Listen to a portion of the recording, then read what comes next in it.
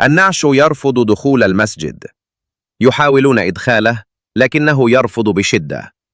يعيدون المحاولة لكنه يخرج مجددا. والله مش راضي يدخل. هل كانت صاحبة النعش من أهل السوق؟ مستحيل. الصدمة تسيطر على الجميع. 4 ساعات كاملة والنعش ثابت، مش بيتحرك من مكانه. لا إله إلا الله. بس ما فيش فايدة ولا جدوى. النعش مش راضي يتحرك أحد. الجيران يقول كانت صالحة تقوم الليل، لا تترك صلاة، فكيف يرفض النعش الدخول؟ وفجأة تحدث المفاجأة.